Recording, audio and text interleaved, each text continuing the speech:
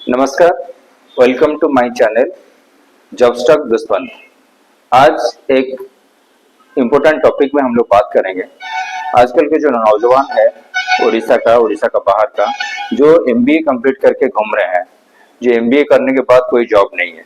MBA job करने के बाद, एमबीए कोर्स कंप्लीट करने के बाद कहाँ से स्टार्ट करेंगे, कोई उनके अंदर क्लैरिटी नहीं है। और एमबीए में बहुत सारे डोमेन है, जैसे कि एचआर स्पेशलाइजेशन डोमेन है। तो एचआर स्पेशलाइजेशन डोमेन में ईआर एक मेजर टॉपिक है। ईआर में जो लोग पढ़ाई करते हैं, ईआर में कुछ काम करना चाहते हैं, वो लोग भी, उनके अंदर क्लैरिटी नहीं है ईआर क्या है और ईआर में कैसे फ्यूचर हो सकता है, इसके बारे में भी क्लैरिटी नहीं है। तो आज के जो टॉपिक है, टॉपिक के ऊपर डिस्कस करने के लिए हमारे पास जो आज गेस्ट है मिस्टर मनोज साहू, जिनको देख के मैं एचआर में आया था जब मैं हिंदुजा में था, और मैं टीम लीडर के नाते काम कर रहा था। और मैं कैसे एचआर में जाऊंगा, उनसे काफी मैं इंस्पायर हुआ हूँ, काफी उनसे सीखा हूँ, जो कि एचआर में कैसे इंटरव्यू फेस करते हैं और कैसे एचआर में कैरियर आगे लेना है। अभी भी मैं जब कहीं पे इंटरव्यू देना जाता हूँ तो उनको फोन करता हूँ, पूछता हूँ, उनसे टिप्स लेता हूँ। तो आज हमारे पास जो गेस्ट है मिस्टर मनोज साहू, वो करेंटली सीनियर मैनेजर एचआर है, जो भारत मैट्रिमोनी से है, कोलकाता में उनका बेस है। कोलकाता और दिल्ली दो लोकेशन को वो लीड करते हैं।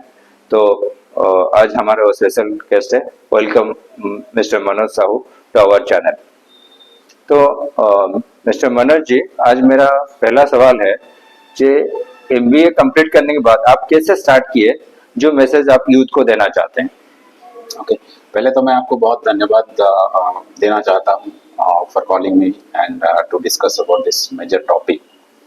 तो जो आपने पूछा सवाल, वो मैं अपने ही जर्नी जो मैंने जब स्टार्ट किया उसी से बताना चाहता हूँ दर्शकों को, ताकि वो लोग रिलेट कर पाएँ उसमें क्या है। जैसे मैंने एमबीए कंप्लीट किया था, उस टाइम भी मेरे पास कोई क्लैरिटी नहीं था कि मैं एमबीए तो अभी कर लिया, अभी कहाँ से स्टार्ट करना है, कैसे स्टार्ट करूँ। तो unfortunately I got an offer with Hinduja global solutions, जो आपने जहाँ पे जॉब स्टार्ट किया, मेरा भी जॉब वहीं से स्टार्ट हुआ था। मैं एज एन एम्प्लॉय रिलेशन, जो कि बोलते हैं एम्प्लॉय चैंपियंस और एम्प्लॉयज इशूज, उसी डिपार्टमेंट में मैंने ज्वाइन किया था।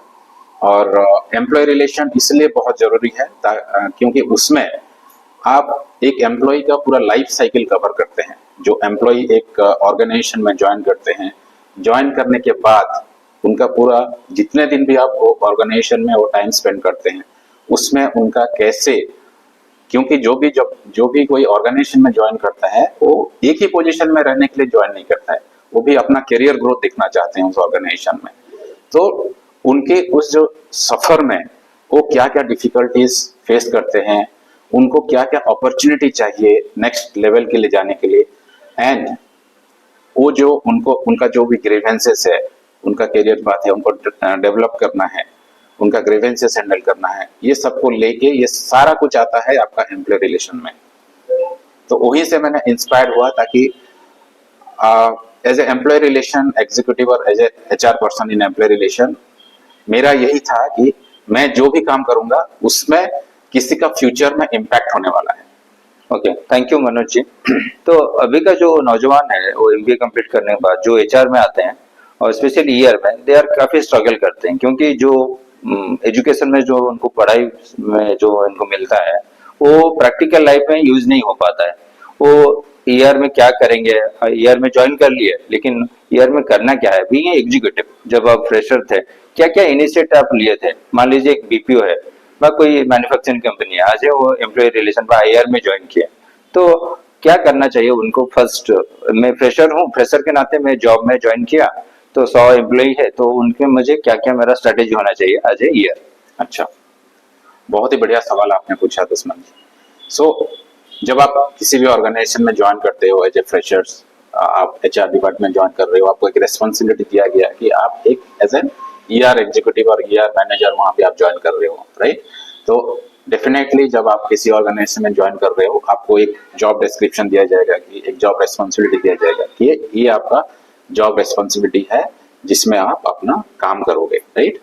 तो ये मेरे लिए बहुत जरूरी होता है कि वो जॉब डिस्क्रिप्शन को बहुत क्लियरली समझना है कि एक्चुअल मेरा रोल क्या है, ठीक है। एंड जो अभी देखा गया है बीपीओ कल्चर में जो बहुत बड़ा इश्यूज है कि बर्नआउट, एम्प्लॉयज काफी स्ट्रेस ले लेते हैं प्रोडक्टिविटी को लेके, परफॉर्मेंस को लेके, तो और उनके पास अपॉर्चुनिटी बहुत ज्यादा है और बीपीओ के बारे में यही सोचते हैं लोग कि चलो एक कंपनी में नहीं, आज यहाँ पे कर रहे हैं कल वहां पे चले जाएंगे। तो वहां पे एज एन एम्प्लॉय रिलेशन आपको पहला स्टेप जो आप ले सकते हैं, उनको एक क्लियर करियर पाथ दिखाना पड़ेगा आपको कि आज आपने फ्रेशर से आपके पास जो भी आप प्रोसेस में है जिसमें आपको नॉलेज गेन करना है, उस नॉलेज गेन करने के बाद आपको नेक्स्ट रोल में जाने के लिए आपको क्या क्या चाहिए वो आइडेंटिफिकेशन करना है। उसके बाद उनके लिए वो ट्रेनिंग देना बहुत जरूरी है। Okay, thank you.